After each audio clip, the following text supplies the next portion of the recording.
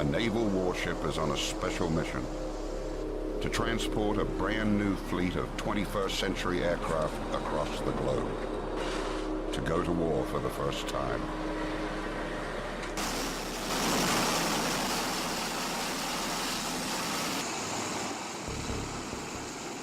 They have brought a new, different, and mysterious weapon, the like of which has not been seen on any battlefield before now. It's called the V-22 Osprey, part helicopter, part plane. They are headed for Al-Assad, Iraq. Transition across the goals is approved. Landing at Skid Row via pilots on wrist, winds 2804.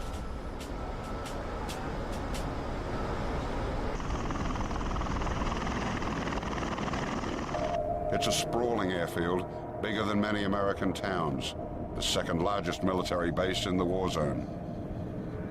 Al-Assad is known most recently as the hot spot of Iraq. The area has seen some of the most brutal combat of the war against Saddam Hussein and Al-Qaeda. It's the new headquarters for a U.S. Marine Corps Assault Support Squadron, VMM 263. Coming from its home base in North Carolina, the unit is made up of 250 men and women, flying and supporting 10 Osprey V-22 aircraft. The Osprey could become a superstar of modern aviation. It's able to take off and land like a helicopter in the roughest terrain, fly at the speed of a plane, and climb to more than 25,000 feet, refuel in midair, and fly vast distances. Lieutenant Colonel Paul Joseph Rock Jr. is the commander of the squadron.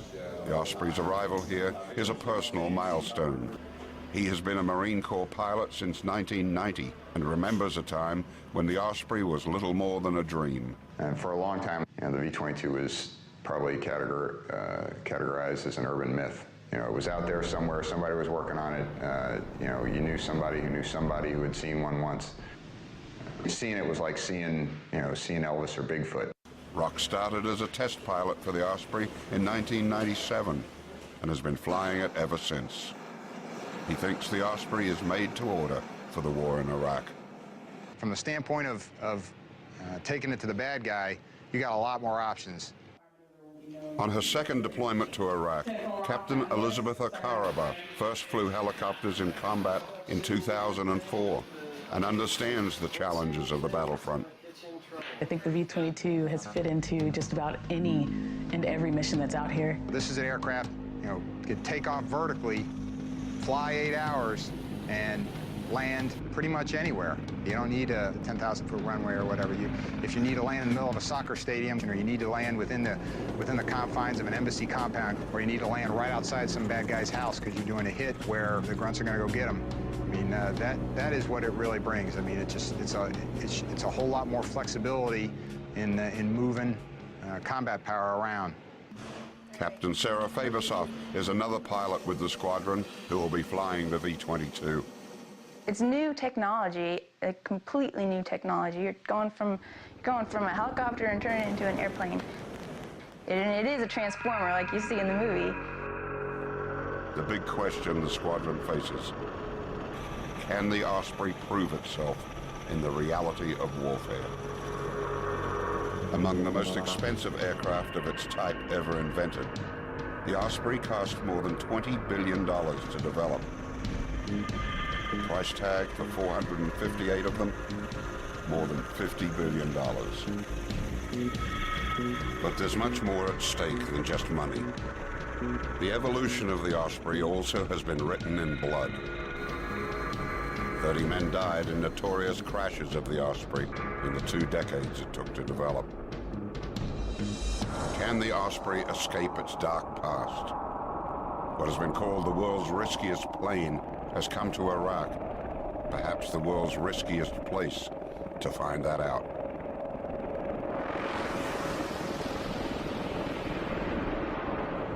When you're trying to advance You know, when you're trying to do something revolutionary and bring a tremendous capability like that, it's not without pitfalls and risks. Yeah, this is an aircraft that's had an extended developmental history, and it is a revolutionary technology, and it's different, and it scares people. The squadron's assistant operations officer, Major Wes Spade, is on his second tour in Iraq. The Ospreys have been at the Al-Assad base for 4 weeks, and Spade is coordinating plans to take infantry troops into combat. But he has to face concerns the ground forces have about the aircraft. We realize this is a new platform, this is a new capability.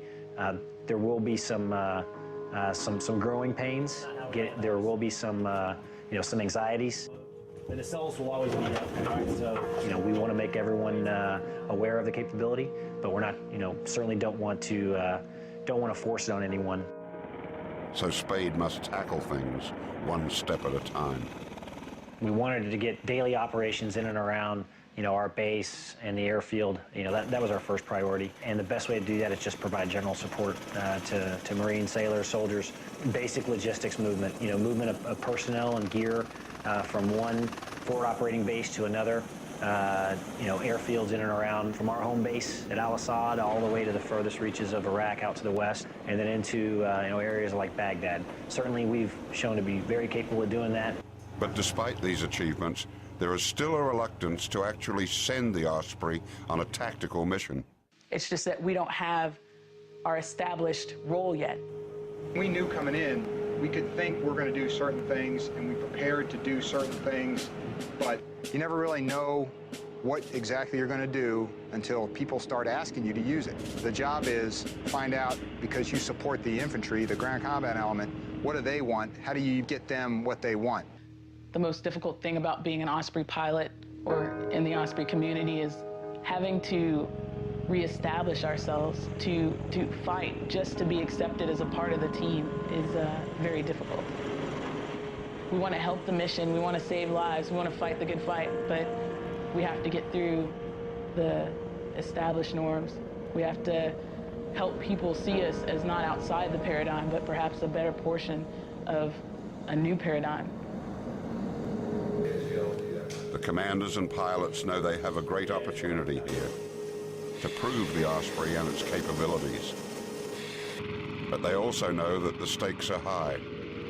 A failure now could doom the aircraft's future.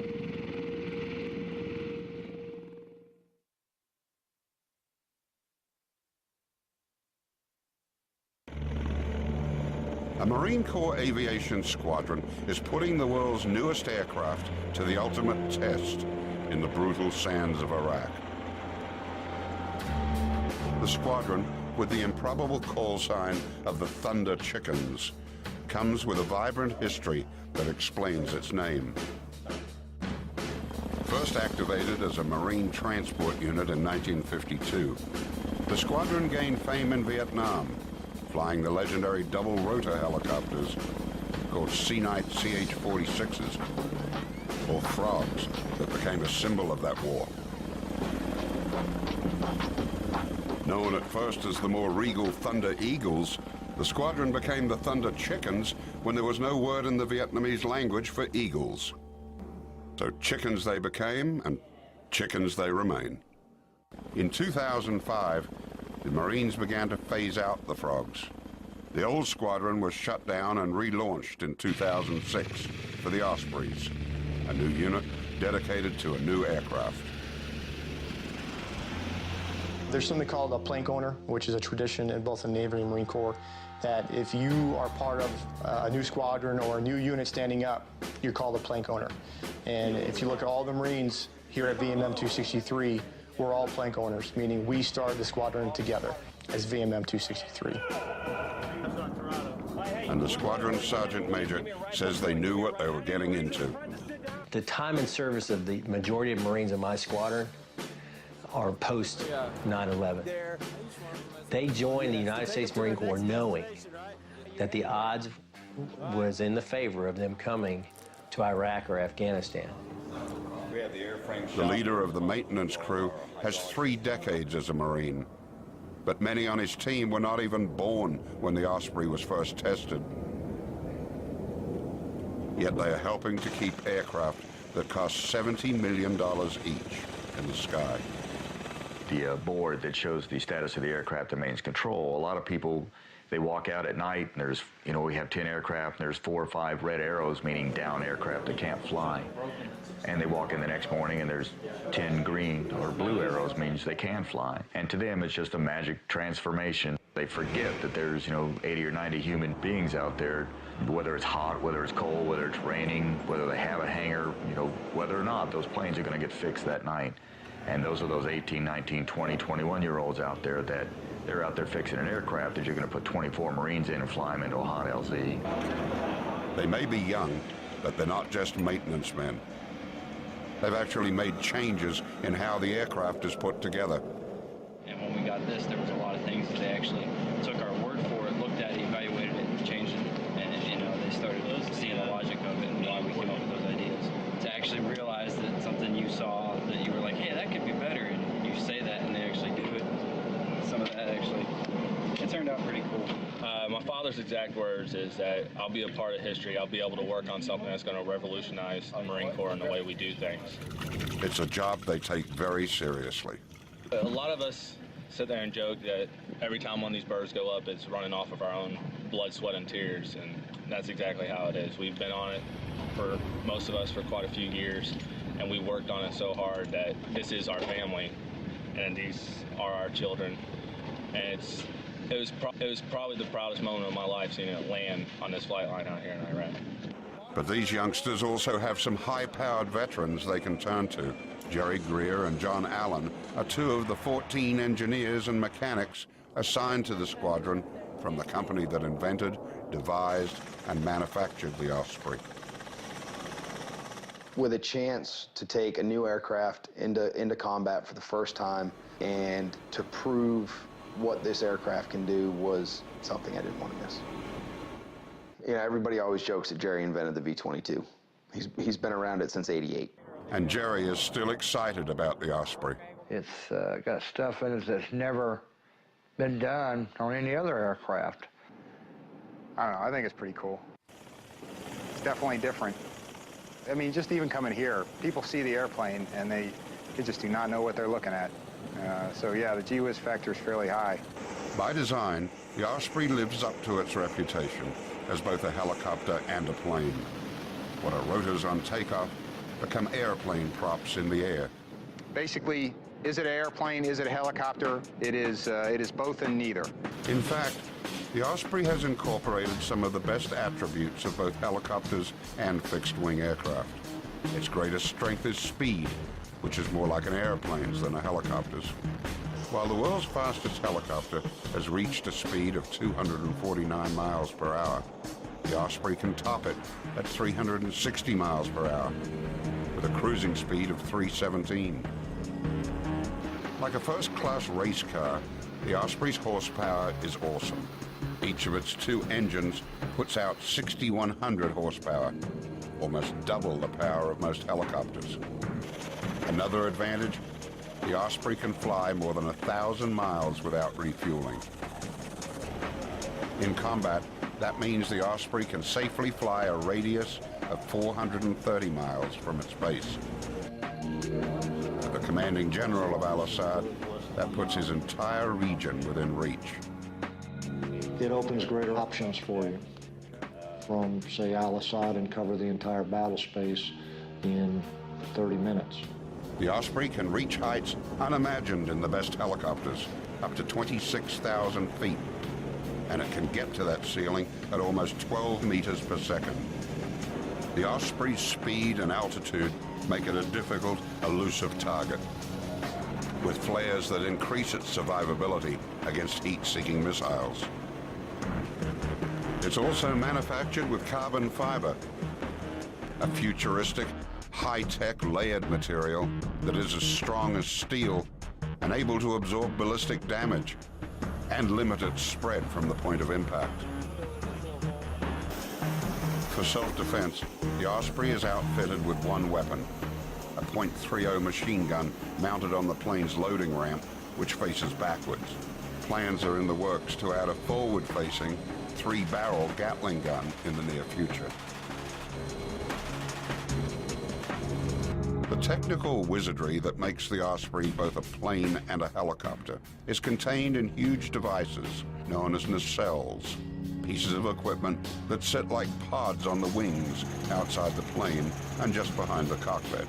The nacelles are what move the blades back and forth into different positions, up as a helicopter, down as a plane. As far as the nacelles themselves rolling up and down, there's a giant screw run by a hydraulic motor. Once again, electronically controlled from the cockpit. Wherever they request them, the screw turns and moves the nacelles up and down.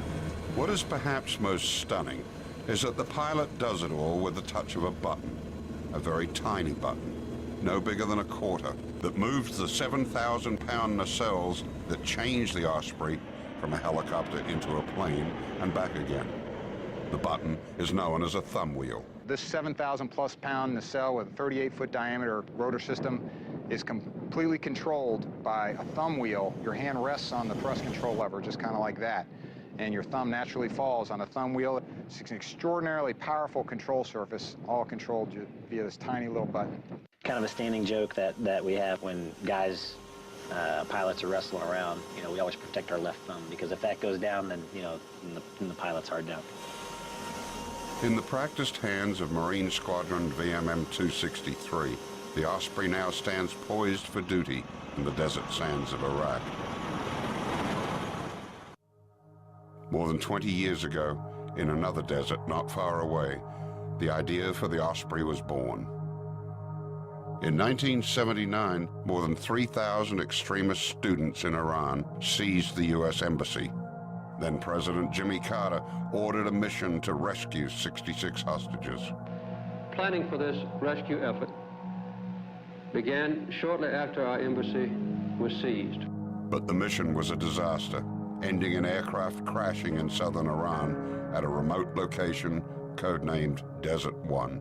To my deep regret, 8 of the crewmen of the 2 aircraft were killed. That disaster led to demands to develop a new type of aircraft that could not only take off and land vertically, but also could carry combat troops and do so at speed. By 1982, a partnership of Bell Helicopter and Boeing had won a U.S. government contract. They had Ospreys on the drawing board and later in testing.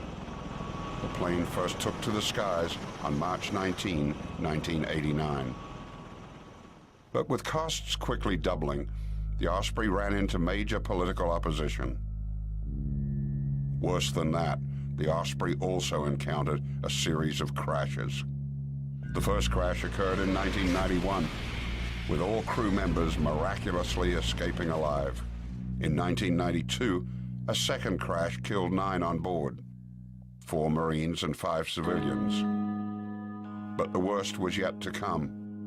In another 8 years, there would be 2 more crashes, killing 23 Marines. Well, I mean, if you're going to talk tough times, it would probably, at least in my experience, it begin with the mishap in Arizona, in Marana, Arizona, in April 2000.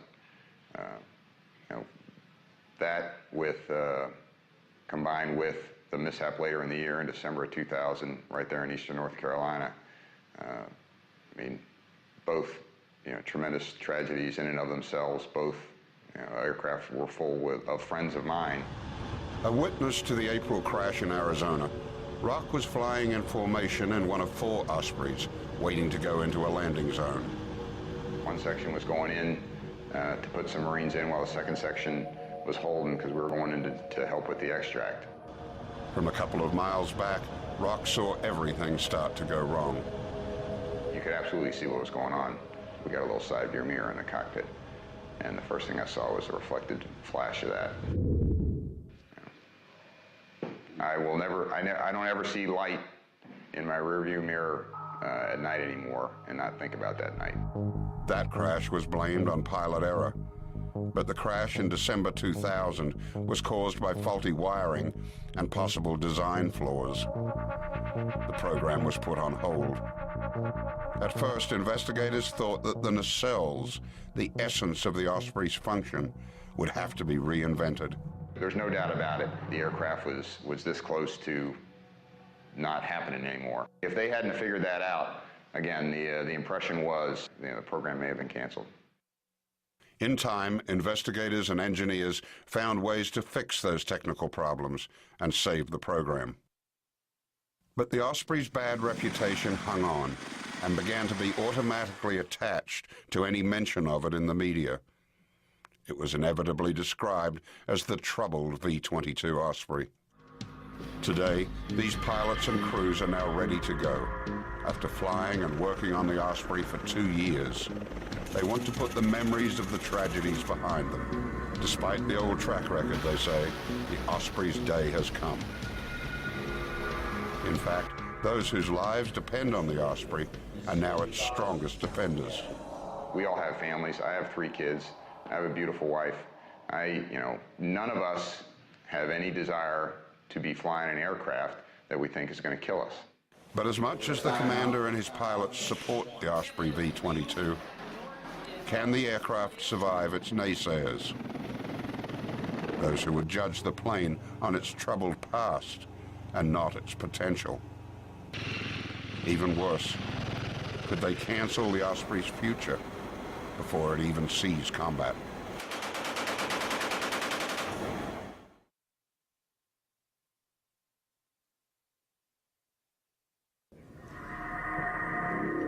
Finally, 2 months after the V-22 Osprey arrive in Iraq, the revolutionary but controversial aircraft is assigned to carry troops into combat. But we're going to be working this area. The squadron has been ordered to prepare for assault missions, to carry teams of Marine infantry forces on the offense into the vast deserts of western Iraq's Anbar province. It's a brutal region made famous by the Battle of Fallujah. Some see it as the crucible of U.S. efforts in Iraq. Osprey Crew Chief Joshua DeBoer knows all too well how bad it's been and how valuable the Osprey can be. He first served in Iraq in 2004, flying as a crew chief in a CH-46 Sea Knight Frog helicopter, the Osprey's predecessor. In the Battle of Fallujah, DeBoer was in the lead chopper returning to base after dropping off troops when his helicopter came under attack from rocket-propelled grenades. Just south of Fallujah there, we took RPG fire, and one of the RPGs hit us. It took out one engine, our electrical power, and our hydraulic power all in one shot. So we didn't have a lot to work with, needless to say. DeBoer and another Marine were in the back of the Frog. Flying at about 100 feet off the ground, the pilots decided to try to make it back on one engine. But then fire broke out in the back of the helicopter. We tried to put it out. We couldn't put it out. Meanwhile, the entire time, the fire's getting bigger and bigger and bigger. With the flames now wrapping around them, DeBoer and his partner were trapped. I'm guessing between 20 and 50 feet, my other crew chief probably jumped out of the aircraft while we were still in the air. We hit the ground. The impact threw me into the cockpit face first, smashing my face against the instrument panel. The helicopter crashed and burned. Amazingly, everyone on board escaped alive, although several with serious injuries, including DeBoer. 30% of my body with second-degree burns and lacerations to my face. You could actually see my skull in a couple of spots. It was kind of cool. His trip to hell and back taught him one big lesson, that it is better to fly high and fast, as in the Osprey, and stay far away from ground fire. I feel safer flying faster and higher in this aircraft than I do at 200 feet and half the speed is what we do now. I do not fear for my life anytime I fly, so. As they prepare for their new missions, the pilots and crew chiefs gather in their ready rooms, top secret, high-tech centers lined with maps of the region and equipped with sophisticated computer programs. Here they plan every moment of the missions they face, every corner of the terrain over which they will fly, and every challenge they will encounter. As both a pilot and a ground forces commander, Major Bob Brody has considerable experience in the Anbar region. He thinks the Osprey is a particularly good fit for this battle space. It has some unique capabilities to land in desert terrain that would be very difficult for a helicopter to land in, which is going to enable Marines to get into places that we couldn't get into before. I think if we maintain flexibility and can go after very small targets very quickly, what we do is we deny the enemy the ability to maneuver. And we interdict them, we disrupt them to the point where they can't mass and they cannot attack us. For the first time, the Osprey will face a tactical mission. The big moment is here. 6 other aircraft will join the Ospreys on the missions. With 24 hours to go, all aircraft and infantry commanders converge to finalize exact logistics and what role each of them will play. Good afternoon, gentlemen. I think you all know me, Dean Brody, call signs BAMS. Here's obviously from our planning preparation for this thing this is a very complex mission in comparison to what we're used to be doing. So I think that it's going to require that everyone's on their A game for tomorrow, above and beyond what we're used to. There are still plenty of ground commanders who remain skeptical and worry about putting their troops aboard such a controversial aircraft. One of their major concerns, the Ospreys lack the ability to auto-rotate, an emergency maneuver executed by helicopter pilots if their engines fail. In auto-rotation, a pilot uses downdraft to get the rotors spinning as fast as possible to regain control of an aircraft and soften a crash landing. Because of its different design, the Osprey can't do this maneuver. But the team is confident they don't need auto-rotation. With its awesome horsepower, the Osprey can fly on one of its 2 engines in an emergency. And the chances of having 2 engines stop working at the same time are minuscule. I can't imagine both engines, receiving battle damage at the same time. If both engines are shot up, you probably have other issues, and auto-rotation is probably the last thing you're going to have to think about. But there are other problems. In part because of its speed, one of the real challenges will be how to fly the Osprey at safe distances from other aircraft. Deconfliction, or keeping space between all the aircraft on the missions to avoid collisions, is an object of concern. Deconfliction and working and operating around other aircraft, it's a serious business. It's honestly a meeting of the minds. It's a roundtable discussion, figuring out where assets need to be, and that is the next step. You can deconflict by altitude, by time, or by lateral, just by slapping a boundary down. Hey, you own this side, I own that side. This aerial ballet, and which is what it's going to work out to be tomorrow. And I know we'll do well, but just remember that the reason we're out there is to interdict, disrupt, and conduct, scouting and screening. And I think we're going to learn a lot tomorrow out there. The moment of truth is fast approaching. Tensions are high. It has taken decades to get to this point, but the squadron knows the morning will come quickly.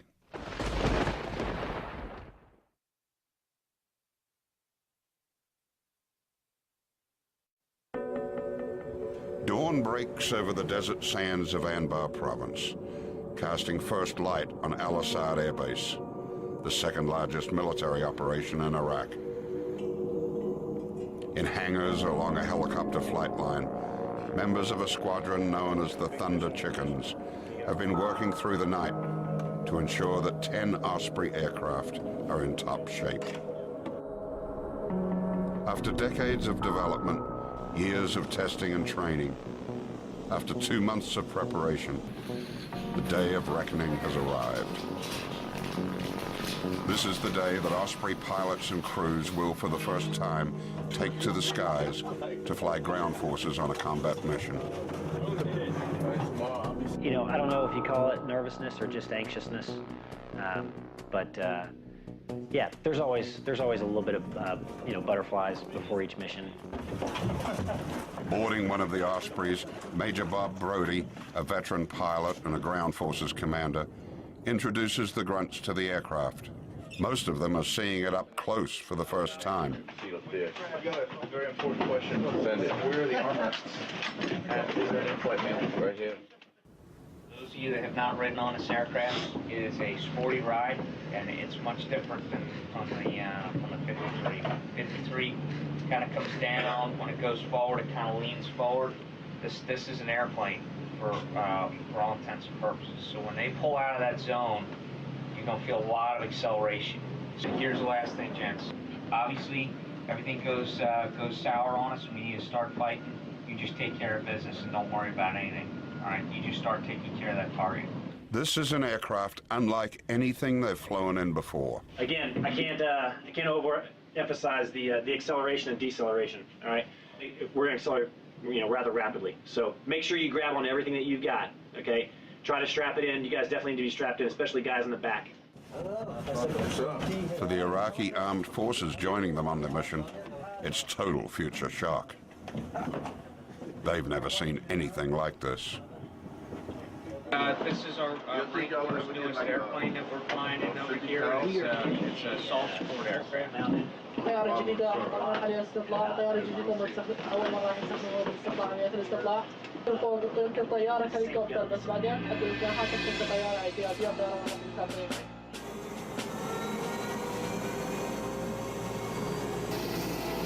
Their first missions will take 2 days of flying.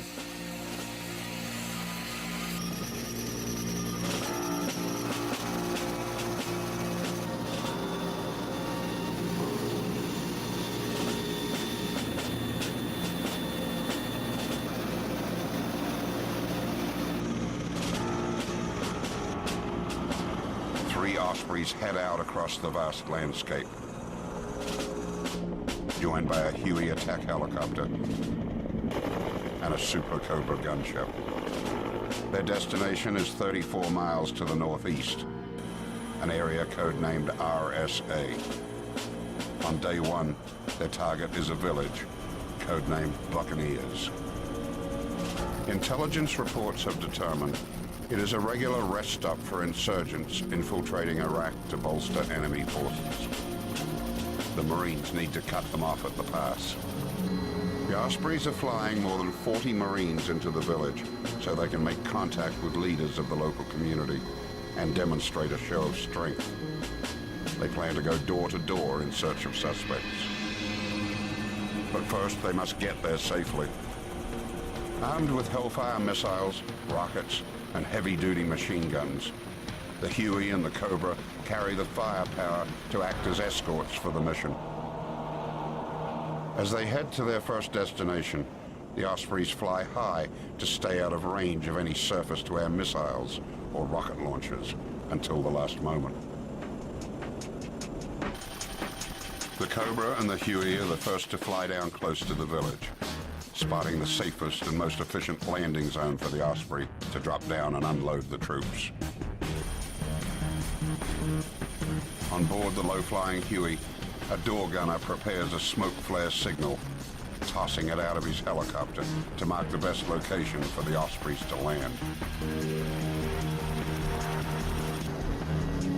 In moments, the Ospreys swoop down, descending first in plane mode. Then rotating their nacelles, the equipment that changes them from planes into helicopters, they make the final descent. As they land, the environment fights back. Like any helicopter landing in this desert, the Osprey's giant blades stir up a blizzard of flying sand and dust. It is the type of situation that can turn deadly. It can blind or disorient pilots and the crews guiding them down. But the Osprey has a sophisticated computerized control system that comes to the rescue. For the hover couple, the system links with an onboard global positioning system, or GPS, to automatically read the plane's position and height and help land the aircraft for the pilot. Once safely on the ground, the Osprey pilots have another technical advantage. Thick sand wraps around them and threatens to blind the ground troops as they disembark. The pilots engage the nacelles to blow away the sandstorm. Once it's clear, the Marines' infantry forces hit the ground quickly, fanning out around the village. They will stay on here as the Ospreys again take to the skies and return to base. Security in Anbar province has improved enormously since the first Marines arrived here in 2004, but the enemy is still a serious threat in this region. Sending the squadron on these missions, the commanding general of Al-Assad is determined to turn the tables. There's still an active enemy out there, but we maintain a high operational tempo in support of all the actions here in order to keep continuous pressure on it. We want Al-Anbar to be a dangerous place for a foreign fighter or for an insurgent. Trying to cover this vast region by ground alone would be impossible. Distances the Osprey can cover in minutes could take hours. And here, the Osprey also outstrips helicopters. The Osprey's strengths, speeds of more than 300 miles an hour and range of more than 1,000 miles without refueling, come into play. It may fly at the speed of a plane, yet it can land at locations no plane can approach. Day 2 of their first ground combat missions begins. They are flying more than 40 infantry troops to the far west of the war zone to scour the border of Iraq and Syria. This is notorious territory. It has been a well-known route for smugglers and bandits for centuries. Today, insurgents are coming this way. This operation includes a small armada of aircraft. Their targets are a multitude of hiding places, visible only from above. Distant side roads, ravines, wadis or dried-up riverbeds, and even small caves. Huey and Cobra pilots flying escort lead the search. The Ospreys stay high until a Cobra pilot spots a cave they've been seeking. Intelligence reports have indicated this could be a storage location for a cache of weapons and explosives being smuggled across the country.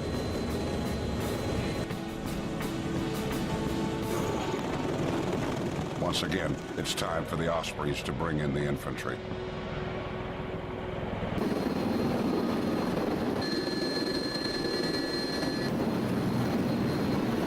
Once again, the troops hit the ground. The Ospreys wait while the infantry forces close in on the cave. But it's a dry hole. If it has been used as a weapons storage facility, it's now been emptied. Frustrated, the infantry forces return to the Ospreys that again take to the air to continue the search. With so many aircraft, the challenges that the mission commanders and pilots studied so closely in their planning are always present. The question of deconfliction, avoiding crashing into each other like the planes in the tragic mission into Iran a quarter of a century ago. Out here, it's no longer history, it's the real thing.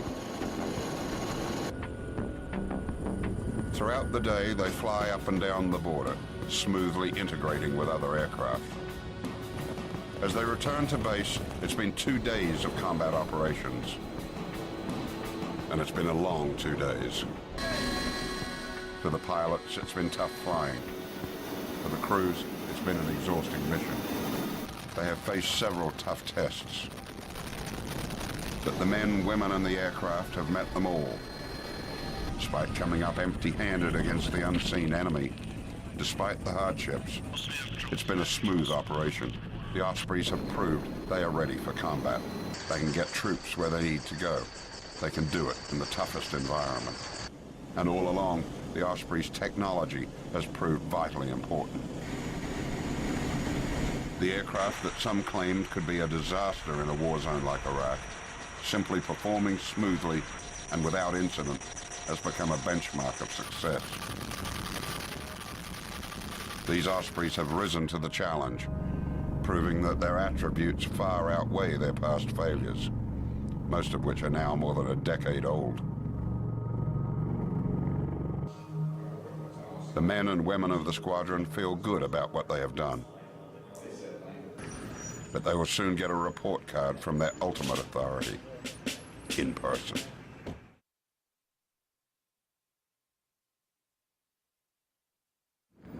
Daily life in Iraq is no day at the beach. But for the squadron known as the Thunder Chickens, it has its moments. On the Osprey's windswept flight line, Captain Michael Parrott has just returned from his first mission flying as the commander of his aircraft. And his support team has a ceremony awaiting him, a type of military baptism to celebrate the moment.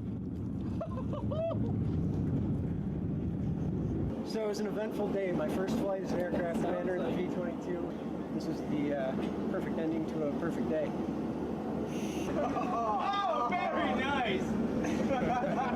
All right. As dirty as I can smooch, but that's... Oh, God, get off me! What? A day to remember, with friends and in a career. But a new day brings another, more dignified ceremony. The arrival of the Commandant of the United States Marine Corps, General James T. Conway. He has come here to see Osprey operations on the front line firsthand. Bless you, man, for what you do. Keep doing it. Keep on doing it, boys. It is revolutionary across the entirety of the world. And we're just excited to see you guys and gals continue to prove this thing. DC is much. He likes what he sees. He says the Osprey is making history, that the Osprey represents the future, not just here, but around the world.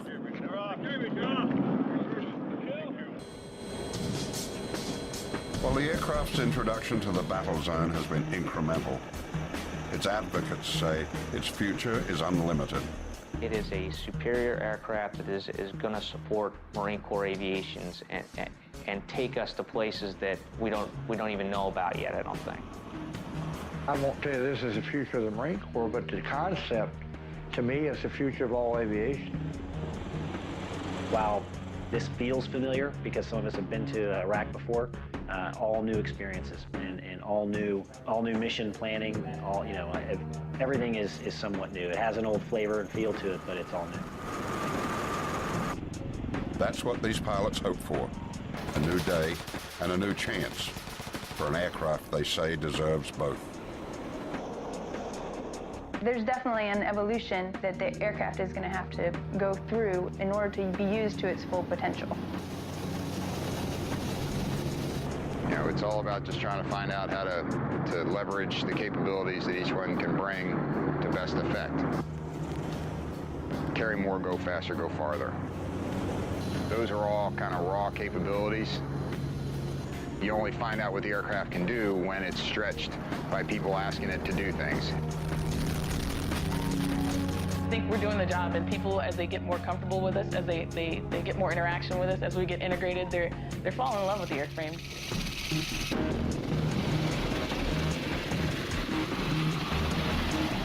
It has taken a quarter of a century of tough challenges to bring the Osprey V-22 Tilt-rotor aircraft to this distant battlefield for the first time. It's been an arduous journey, but its advocates insist it's only the beginning.